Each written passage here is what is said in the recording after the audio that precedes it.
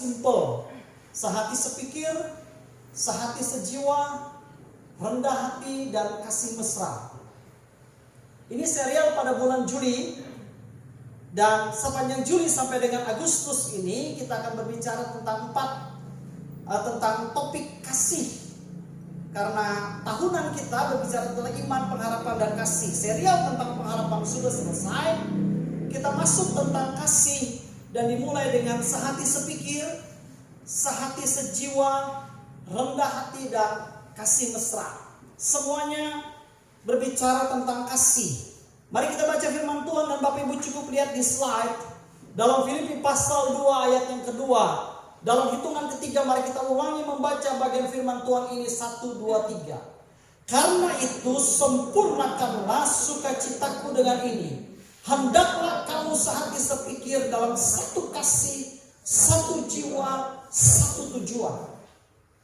Alkitab menjelaskan bahwa Paulus merasakan sukacita apabila jemaat di Filipi memiliki sikap sehati sepikir. Jadi sukacita Paulus menjadi melimpah. Bahkan Alkitab katakan karena itu sempurnakanlah sukacitaku dengan ini. Sukacitanya menjadi melimpah apabila sehati sepikir terjadi dalam kehidupan jemaat di Filipi. Sukacitanya menjadi sempurna. Sukacita Paulus menjadi lengkap apabila jemaat di Filipi memiliki sikap sehati sepikir. Ada yang mengatakan bahwa bagaimana mungkin dapat sehati sepikir karena pikiran masing-masing orang berbeda. Tidak bisa disatukan. Bagaimana mungkin sehati sepikir karena pikiran masing-masing orang berbeda dan tidak mampu untuk dipersatukan. 100 kepala keluarga maka memiliki 100 pola pikir yang berbeda. Satu dengan lainnya. Tetapi mari kita belajar maksud apa yang diucapkan oleh firman Tuhan dalam Filipi 2 ayat yang kedua ini. Tentang sempurnakanlah sukacitaku dengan ini jika kamu hidup dalam sehati sepikir. Apakah yang kita maksudkan dengan sehati sepikir dan bagaimana kita hidup memiliki kesehatian dan satu hati dan sepikir itu. Mari kita belajar bersama-sama kasih yang membuat kita sehati sepikir. Yang membuat orang Kristen memiliki kesehatian adalah kasih.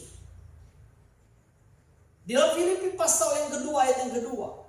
Pikiran kita bisa salah. Hati kita bisa kecewa. Tapi yang membungkus pikiran yang salah, hati yang kecewa adalah kasih.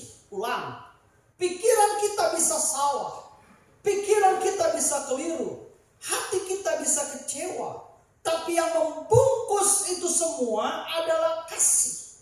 Kalau kita bandingkan dalam Kejadian 45 ayat 1 sampai dengan ayat yang ke-8. Bapak Ibu silakan buka Alkitab dalam Kejadian 45 ayat 1 sampai 8. Ini kisah tentang Yusuf. Ketika itu Yusuf tidak dapat menahan hatinya lagi di depan semua orang yang berdiri di dekatnya. Lalu berserulah ia, suruhlah keluar semua orang dari sini. Maka tidak ada seorang pun yang tinggal di situ bersama-sama Yusuf ketika ia memperkenalkan dirinya kepada saudara-saudaranya.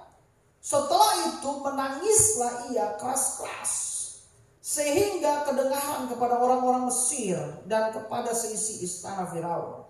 Dan Yusuf berkata kepada saudara-saudaranya, "Akulah Yusuf. Masih hidupkah Bapa?" Tetapi saudara-saudaranya tidak dapat menjawabnya. Sebab mereka takut dan gemetar menghadapi dia. Lalu kata Yusuf kepada saudara-saudaranya itu, "Marilah dekat-dekat." Maka mendekatlah mereka katanya lagi, "Akulah Yusuf, saudaramu yang kamu jual ke Mesir. Tetapi sekarang janganlah bersusah hati dan janganlah menyesali diri. Karena kamu menjual aku ke sini sebab untuk memelihara kehidupanlah Allah menyuruh aku mendahului kamu karena telah 2 tahun ada kelaparan dalam negeri ini. Dan selama 5 tahun lagi orang tidak akan membajak atau menuai.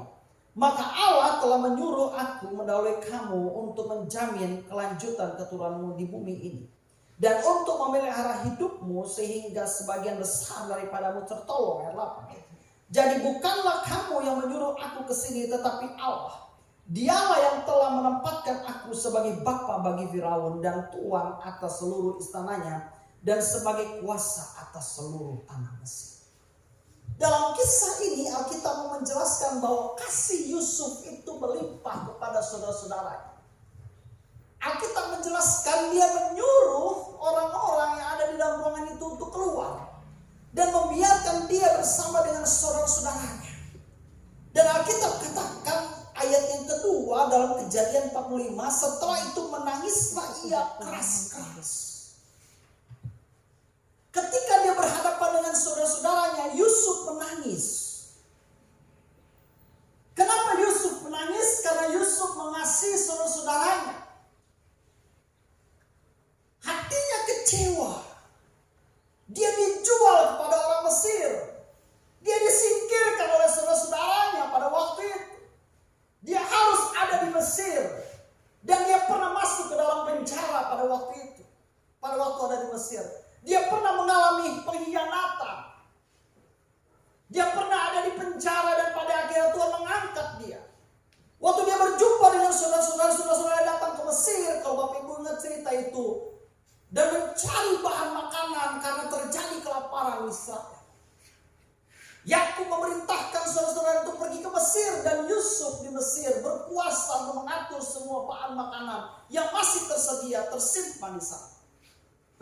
Ketika dia berjumpa dengan saudara-saudaranya dan dia meminta orang-orang keluar dan dia berbicara khusus dengan saudara-saudaranya, Alkitab katakan maka menangislah Yusuf. Itu artinya Yusuf memiliki kasih yang sangat besar dan dia memiliki kasih yang luar biasa. Karena apa? Dia membalut kecewa hatinya. Dia membalut pikirannya yang tidak benar itu dalam sebuah bungkusan yang bernama kasih. Jadi Yusuf menangis. Dan dia berkata kepada saudara-saudara, marilah dekat-dekat. Marilah dekat-dekat. Kalau Yusuf tidak dibungkus dengan kasih di dalam hati dan pikirannya, Yusuf tidak mungkin menangis dan tidak mungkin untuk berkata kepada saudara-saudara, marilah dekat-dekat. Karena itulah kesempatan di mana Yusuf untuk membalas sakit hatinya. Karena dia telah dijual ke Mesir. Tapi Alkitab tidak cerita gitu. Padahal Yusuf punya kesempatan untuk membalas sakit hatinya kepada saudara-saudaranya. Dan kalau tidak hati Yusuf, pikiran Yusuf dibungkus dengan kasih, maka cerita itu akan berbeda. Mungkin cerita itu akan berbunyi demikian. Maka Yusuf berkata kepada saudara-saudaranya, "Hei, kamu tahu aku Yusuf dan kamu telah menjual aku ke Mesir. Sekarang aku penguasa di tempat ini." Maka dia akan memanggil semua orang-orang Mesir, orang-orang percayanya, untuk memenjarakan saudara-saudaranya.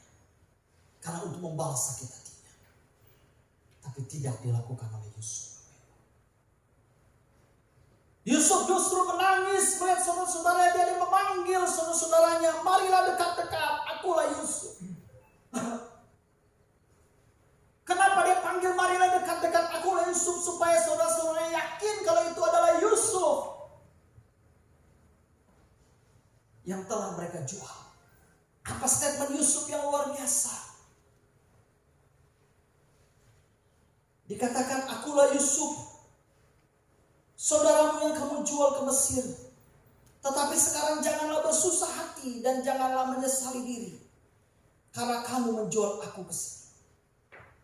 Justru dia berusaha menenangkan hati dan menenangkan pikiran saudara-saudaranya. Alkitab tidak jelaskan apa respon saudara-saudaranya ketika Yusuf memperkenalkan diri dan berkata, akulah Yusuf yang kamu jual ke Mesir. Alkitab tidak jelaskan bagaimana respon saudara-saudaranya ketika Yusuf memperkenalkan diri, akulah Yusuf yang kamu jual ke Mesir. Alkitab tidak ceritakan itu. Tapi Alkitab bilang, Yesus katakan pada saudara-saudaranya, jangan bersusah hati dan jangan menyesali. Justru dia yang membalut, justru dia mengobati, justru dia menasihati saudara-saudara supaya jangan menyesali diri, jangan bersusah hati. Dan kalimat yang luar biasa, karena Tuhanlah yang menyuruh aku datang ke sini. Saya mengerti betul kenapa Tuhan angkat orang ini. Kenapa Tuhan angkat Yusuf menjadi penguasa bagi Mesir. Kenapa Tuhan angkat Yusuf menjadi pemimpin yang luar biasa. Karena dia membalut hati yang kecewa. Pikiran yang coba merusak pikirannya. Sesuatu yang merusak pikirannya. Dan dibalut dengan apa? Dengan kasih. Kasihlah yang mengampuni. Kasihlah yang memulihkan. Hubungan Yusuf dengan saudara-saudara. Sulit menemukan pribadi Yusuf hari-hari ini di dalam kehidupan kita. Hari demi hari. Karena apa? Apabila kita sudah tersakiti, maka kita akan membalas sakit hati itu kepada orang yang pernah menyakiti kita. Apabila kita sudah dikecewakan, maka kita akan membalas rasa kecewa itu kepada orang yang telah mengecewakan kita. Apalagi kita ada di satu pimpinan tertentu. Inilah pribadi Yusuf. Yusuf justru menghibur saudara-saudaranya. Padahal pada waktu itu dia punya peluang untuk membalas keadaan sulit yang pernah dia alami kepada saudara-saudaranya. Tapi dia katakan, Tuhanlah yang menyuruh aku datang ke sini. Untuk memelihara kehidupan. Saya sangat diberkati dengan statement dalam ayat ini. Dalam ayat 6 dan ayat yang ke-8. Dengan kata lain, Alkitab mengajarkan kepada kita, kalau kita memahami hidup ini dalam keadaan susah, dalam keadaan senang, dalam keadaan sulit yang kita hadapi. Kalau kita berpikir Tuhan turut bekerja dalam segala sesuatu untuk mendatangkan kebaikan, maka kita tidak bersusah hati. Maka pikiran kita tidak jadi kacau. Dan kita tidak stres menghadapi tekanan-tekanan yang ada di sekitar kita. Karena kita tahu Tuhan tetap membungkus semua masalah dan persoalan kita dengan yang namanya kasih. Biarlah poin yang pertama ini menggugah diri kita. Pikiran kita bisa salah, hati kita bisa kecewa. Tapi membungkus pikiran yang salah dan hati yang kecewa adalah kasih. Yang kedua, sehati sepikir akan menghadirkan berkat. Di Mazmur 133 ayat 1-3 itu adalah Mazmur yang sangat populer. Dan Alkitab menjelaskan bahwa berkat itu turun dari imam yang bernama Harun, dijelaskan dalam Alkitab. Imam merupakan sumber aliran berkat yang menjaga agar keluarga, persekutuan tetap sehati sepikir adalah imam. Kalau Bapak Ibu baca dalam Mazmur 133, supaya kita tidak salah menafsirkannya, mari saya mengajak kita membaca ayat ini. Dan kita baca ayat ini bersama-sama dengan suara yang keras. Ini adalah Mazmur yang luar biasa yang Alkitab jelaskan buat kita semua. Dalam hitungan ketiga kita baca ayat ini secara bersama-sama. 1-3, nyanyian ziarah Daud. 1-3, sungguh alangkah baiknya dan indahnya apabila saudara-saudara diam bersama dengan rukun, seperti minyak yang baik di atas kepala meleleh ke janggut, yang meleleh ke janggut Harun dan ke leher jubahnya, seperti embun yang turun ke atas gunung-gunung Sion, sebab kesanalah Tuhan memerintahkan berkat kehidupan untuk selama-lamanya. Sehati sepikir mendatangkan berkat. Alkitab sebut seorang yang bernama Harun yang meleleh ke janggut Harun dan ke leher jubah. Dalam perjalanan bangsa Israel menuju tanah perjanjian, Tuhan menempatkan Harun sebagai seorang imam. Imam itu sebagai seorang pemimpin. yang menjaga persatuan dan kesatuan bangsa Israel. Sebagai imam, sebagai pemimpin, dia adalah sumber segalanya. Jadi berkat itu mengalir dari kehidupan para imam. Kepala keluarga dalam rumah tangga adalah imam. Gembala sidang di dalam satu gereja adalah imam. Ketua umum adalah imam. Ketua wilayah adalah imam. Ketua daerah adalah imam. Berkat itu mengalir di dalam dari diri imam kepada orang-orang yang dipimpinnya. Jadi imam bertugas menjaga kesehatan setiap anggota jemaatnya supaya jangan ada perpecahan di dalam anggota jemaat. Sebagai kepala keluarga menjaga supaya anggota keluarga jangan terpecah. Jadi kalau imam membuat jemaat terpecah, dia bukan imam. Dia harus menjaga jemaatnya supaya jangan terpecah.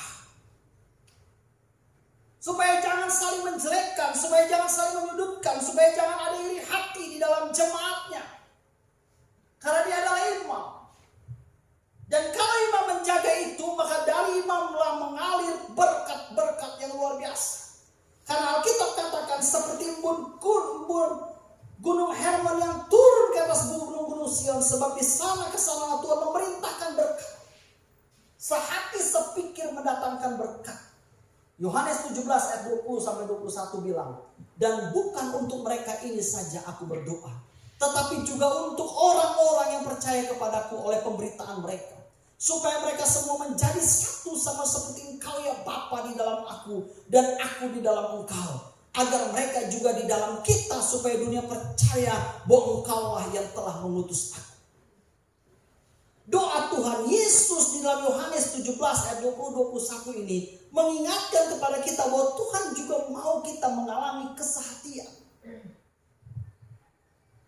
Walaupun memang ada orang mengatakan mana mungkin membuat orang sehati sepikir, karena pikiran orang berbeda-beda. Bungkusan yang pertama adalah kasih. Dan kalau kita sehati, yang kedua, kesehatian itu membuat kita diberkati dan mendatangkan berkat. Makanya saya katakan kalau BPJ dengan gembala itu tidak sehati, mana ada berkat. Mana mungkin kita punya uang yang luar biasa Tuhan anugerahkan pada mayoritas kita sebagai petani karet. Kalau suami istri tidak sehati, mana ada berkat. Jauh berkat. Karena kesehatian itu mendatangkan berkat.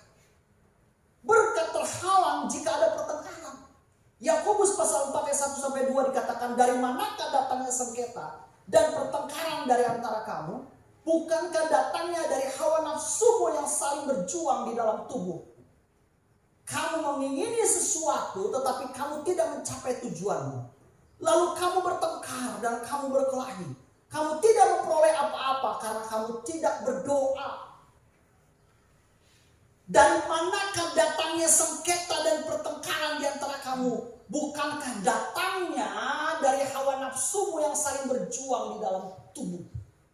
Apa kata Alkitab tentang hawa nafsu yang berjuang di dalam tubuh? Artinya apa? Setiap waktu kita diperhadapkan dengan dosa dan godaan.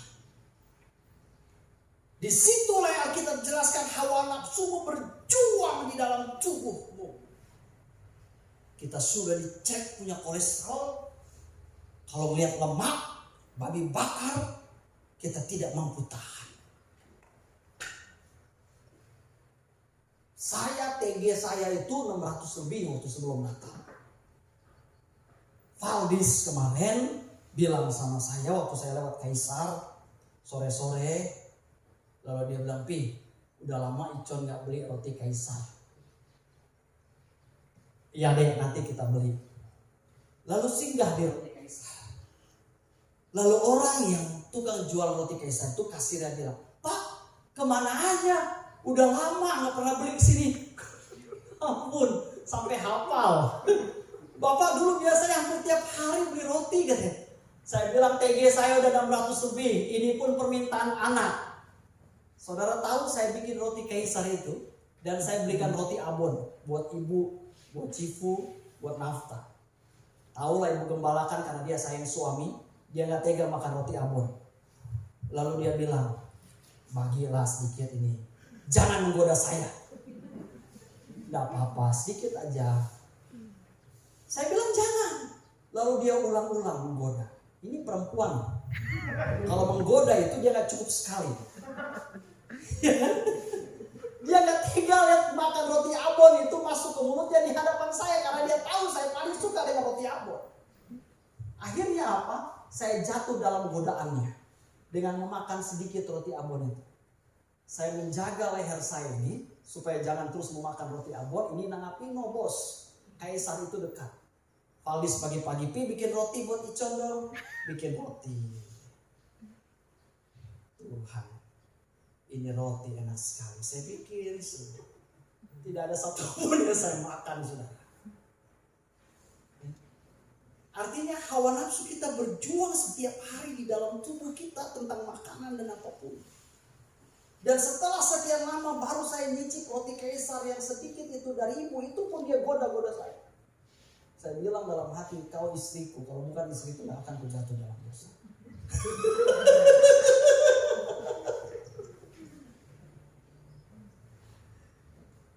Itu hawa nafsu yang berjuang, itu contoh sederhana, saudara. Dan kita diperhadapkan dengan itu setiap hari, bukan? Udah tahu kita alergi dengan udang, udah tahu kita alergi. Lalu kita punya prinsip selalu katakan, oh sebilai-sebilai makan tuh. Nanti gak ada lagi makan tuh, mumpung ada. Lalu malamnya denyut. Ngapain palaku ponin deh. Hawa nafsu yang berjuang di dalam tubuh tidak mampu dikendalikan. Kita sudah janji tidak minum arak, lalu kita minum lagi, dan kita jatuh, tumbang, ya kan? Hawa nafsu yang berjuang di dalam tubuh gak mampu kita taklukkan. Maka dari itu kita bertengkar dengan istri, bertengkar dengan anak-anak. Dari manakah datangnya sengketa dan pertengkaran di antara kamu? Bukankah datangnya dari hawa nafsumu yang saling berjuang di dalam tubuh? Ini Alkitab yang bilang. Masing-masing kita harus mengendalikan hawa nafsu. Ya Bapak Ibu ya. Sekarang kan musim bunga nih. Bunga-bunga di mana-mana. Bunga-bunga di mana-mana. Bunga di mana-mana. Suami harus nohat-nohat beli rokok sebatang dua batang. Mantau bini beli bunga ke bunga. Lalu suami istri bilang, Pak, pot cuma 5.000, ikau rokok 20.000. Mahal punya ikau daripada punya aku. Boleh boleh. Lalu kanal ke tetangga lagi. Baga bunga, boleh minta? Ambil. Kanal lagi, baga bunga, boleh minta? Ambil. Ya kan? Boleh? Silakan. Tetapi sering kali dalam hal-hal yang kecil, hal-hal perkara yang kecil, kita tidak mampu mengendalikan hawa nafsu kita dan menimbulkan pertengkaran dan lain sebagainya. Mari kita punya prinsip kesehatian mendatangkan berkat. Amin. Kenapa gereja ini begitu stabil dalam hal keuangan dan Tuhan curahkan berkat? Karena ritme kesehatian ada dalam tubuh badan pengurus jemaatnya sebagai pemimpin. Dalam konstelasi pemilihan ketua wilayah, setelah terpilihnya hitungan suara terakhir, saya datang bersalaman dengan Pak Pendeta Sumarno dan saya peluk beliau, saudara. Lalu saya tanya Pak Pendeta, udah bersalam dengan si tua, upah nona sikit, tunggu agak lama-lama sikit. Udah apa ya? Aku udah bersalam, udah peluk si Tuhan. Kompetisi boleh terjadi, tapi bingkai pelana kita kalau kita mau diberkati adalah kesehatian. Amin. Kalau duduk dekat suami istri, buka masker dan berikan senyum kepada istrinya. Kemarin kita 2 kelahi ya, gara-gara umpan babi. Aku minta maaf dengan ikau.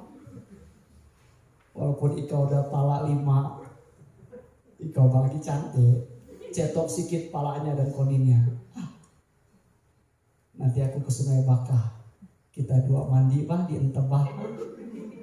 Ika pakai kain kemban.